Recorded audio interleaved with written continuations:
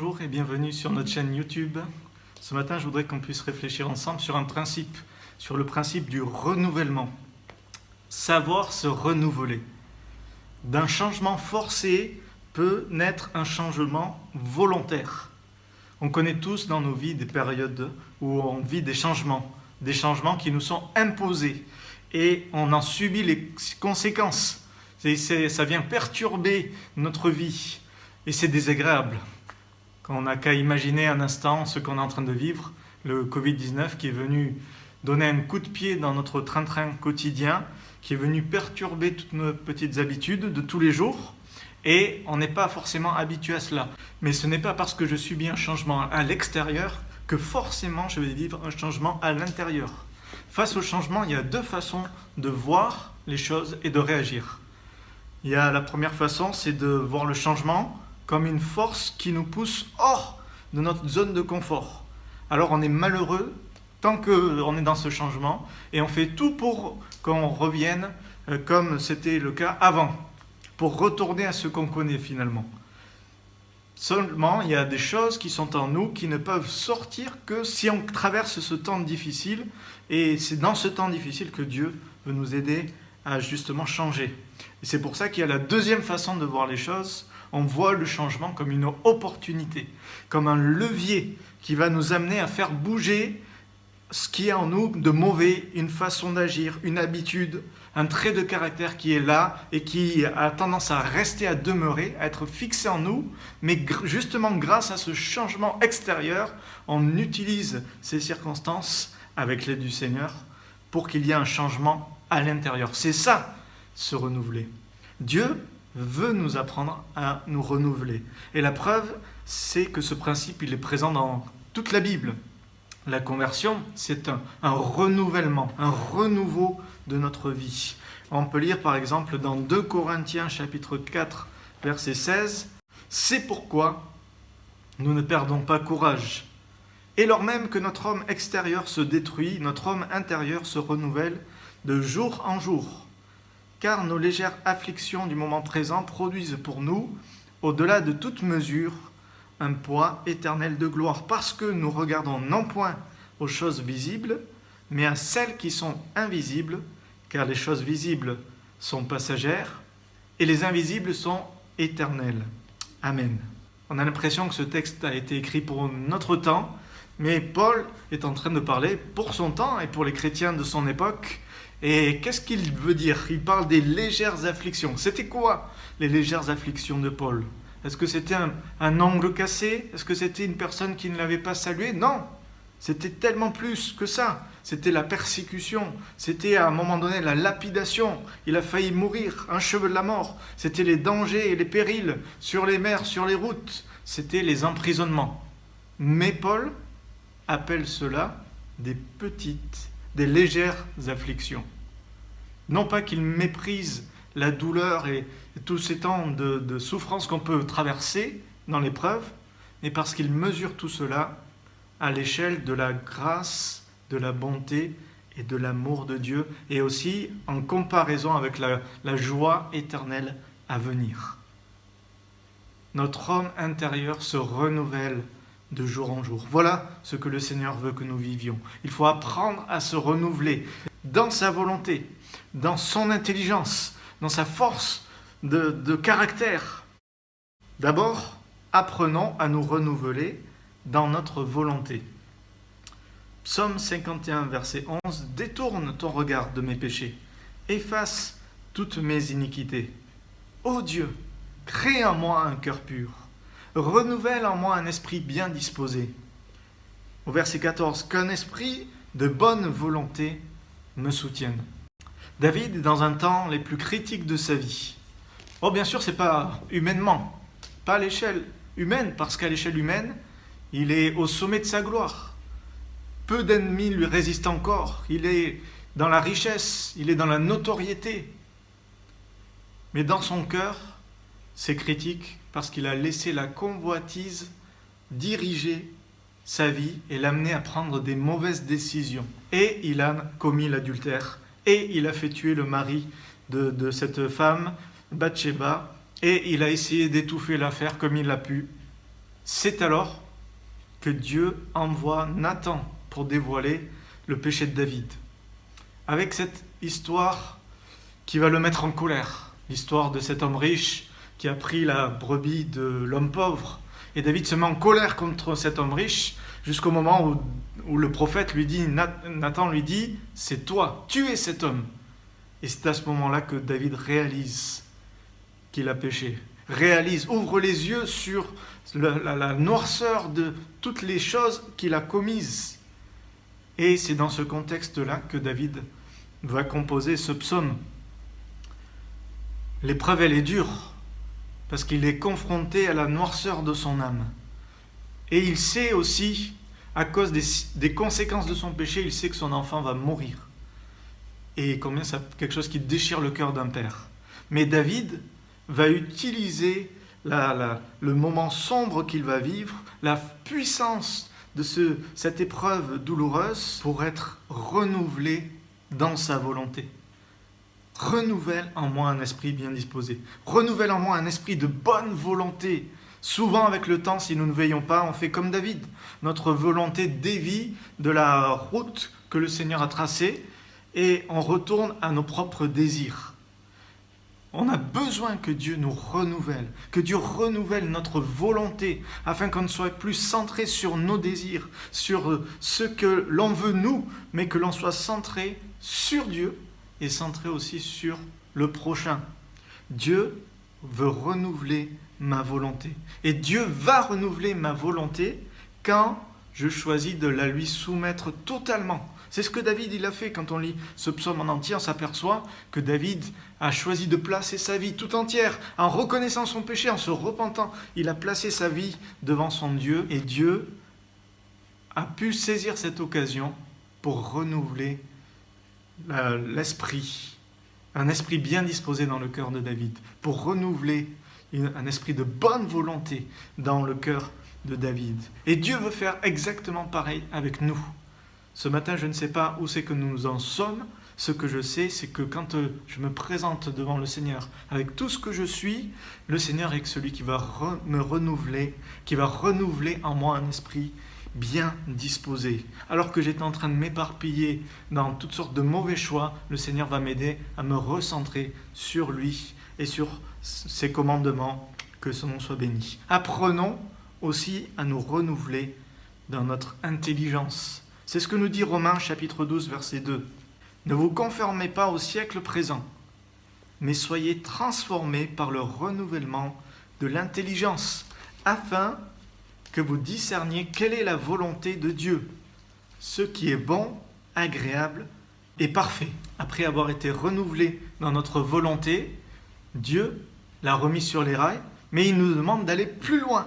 Et il veut nous renouveler dans notre intelligence, pour qu'on puisse avoir ce discernement, cette faculté de percevoir ce qui se passe en nous et autour de nous avec plus de justesse. D'ailleurs, vous remarquerez le lien.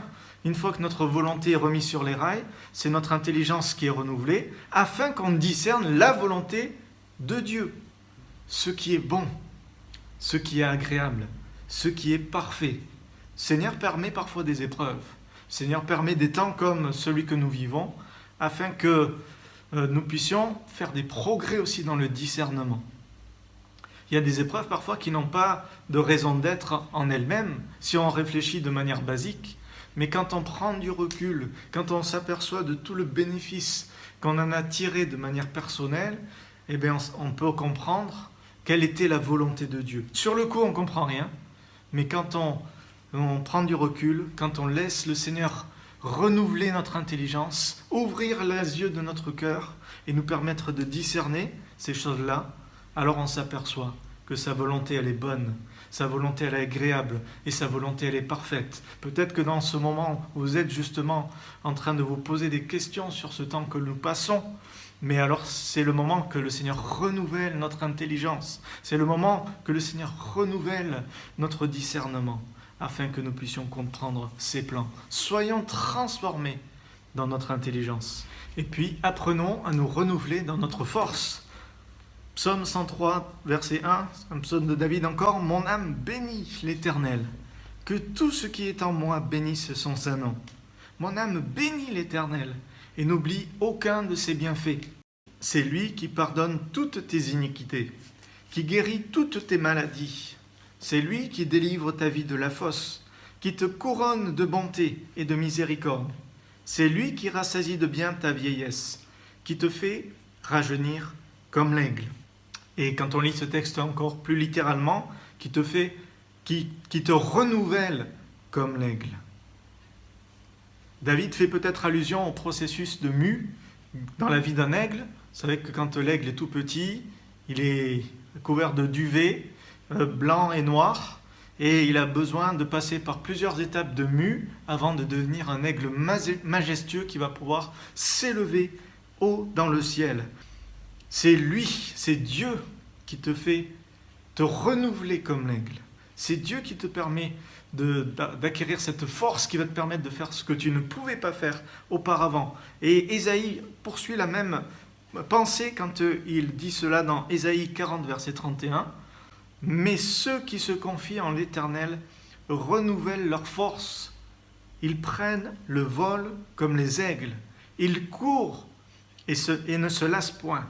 Ils marchent et ne se fatiguent point. » Le Seigneur désire que nous puissions renouveler notre force. Alors pas forcément physique, même si le Seigneur peut le faire aussi parfois. Quand on est malade, le Seigneur peut nous bénir, nous guérir ou nous relever, mais aussi notre force de caractère, ce qui nous permet d'aller de l'avant, de persévérer malgré les difficultés.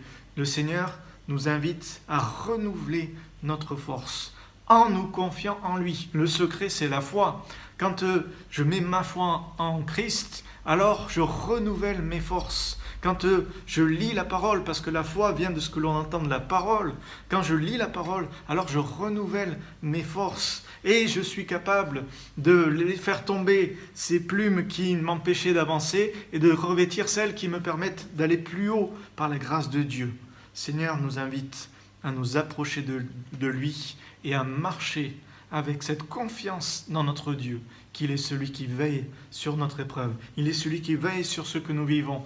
Il est celui qui est capable de transformer les situations. Ça nous donne de la force. Ça nous donne de résister, quels que soient les temps. Mais souvenons-nous que ce ne sont pas les épreuves toutes seules qui permettent de vivre ça. Les épreuves sont très puissantes et leurs conséquences, parfois, elles sont même désastreuses. Et pour être renouvelé, il ne suffit pas de connaître l'épreuve, mais il faut que Dieu intervienne pour changer le mal en bien dans notre épreuve. Et c'est alors que l'épreuve, transformée, affinée, maîtrisée par la puissance de Dieu, va pouvoir avoir un effet bénéfique dans notre vie. Comment est-ce que Dieu s'y prend pour nous renouveler ? La Bible, elle est claire. Hein ? Lamentation, chapitre 3, verset 19. Un homme, Jérémie, qui a connu des temps difficiles et qui les décrit tellement bien. « Quand je pense à ma détresse et à ma misère, à l'absinthe et au poison, car mon âme s'en souvient, elle est abattue au-dedans de moi. Mais voici ce que je veux repasser en mon cœur, ce qui me donnera de l'espérance. Les bontés de l'Éternel ne sont pas épuisées, ses compassions ne sont pas à leur terme. Elle se renouvelle chaque matin. Oh, que ta fidélité est grande. » Amen. Voilà de quelle manière le Seigneur nous renouvelle. Par ses compassions, par sa bonté. On pourrait le simplifier en disant par son amour puissant. Quand nous laissons l'amour de Dieu puissant agir dans notre vie, alors le Seigneur transforme les situations. Le Seigneur change le mal en bien. Dieu fait concourir toute chose au bien de ceux qu'il aime. Et puis un autre texte nous dit, Tite 3, verset 5, « Il nous a sauvés, non à cause des œuvres de justice que nous aurions faites, mais selon sa miséricorde, par le baptême de la régénération et le renouvellement du Saint-Esprit. » Quand le Saint-Esprit agit en nous, alors nous pouvons être sûrs qu'il va y avoir un renouveau. Quand le Saint-Esprit agit en nous, il y a quelque chose qui se passe. Par l'action de son esprit, Dieu nous renouvelle. D'ailleurs, quand on fait le lien avec l'amour de Dieu, c'est le Saint-Esprit qui répand en nous l'amour de Dieu. Alors laissons faire le Saint-Esprit en nous. Laissons-le déverser sur notre vie ces eaux abondantes de bonté, de compassion qui se renouvellent tous les jours, jour après jour. Aujourd'hui, elles se renouvellent et elles me permettent d'être renouvelé. Conclusion, ne perdons pas courage. Il y a des raisons de perdre courage autour de nous. Peut-être même en nous, à cause des échecs qu'on a vécus, à cause des erreurs qu'on a commises.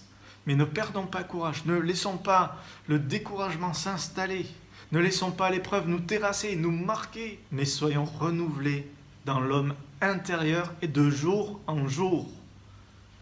Dieu veut nous transformer, que Dieu transforme ce matin encore notre volonté, notre intelligence, notre force de caractère, et que nous puissions être ces hommes et ces femmes nouveaux et nouvelles qui avancent avec leur Seigneur, quelles que soient les circonstances. Amen. Merci Seigneur pour ta grâce infinie. Merci pour ta bonté qui se renouvelle, pour tes compassions Seigneur qui ne sont pas épuisées, pour ton amour qui est éternel. Merci pour le Saint-Esprit qui est ce divin consolateur, cet ami aussi qui est auprès de nous pour nous aider, pour nous encourager. Seigneur, merci pour ce que tu fais en nous par le Saint-Esprit. Nous te demandons Seigneur, aujourd'hui encore, de faire ton travail dans notre cœur. Nous voulons Seigneur ne pas vivre un message de plus, mais nous voulons que tu agisses dans notre vie Seigneur, dans notre cœur, alors que nous te laissons faire, alors que nous nous soumettons à ta volonté. Viens renouveler en nous notre volonté, Seigneur, que nous ayons un esprit bien disposé. Viens renouveler, Seigneur, notre intelligence, que nous puissions discerner ta volonté. Viens renouveler aussi en nous la force pour continuer d'avancer, pour continuer de marcher avec toi, pour continuer d'être jour après jour ces hommes et ces femmes qui témoignent de toi par leur vie, Seigneur. Merci pour ce que tu fais en nous et au travers de nous, que ton nom soit béni. Amen. Je vous dis à la semaine prochaine. Que le Seigneur vous bénisse. Au revoir.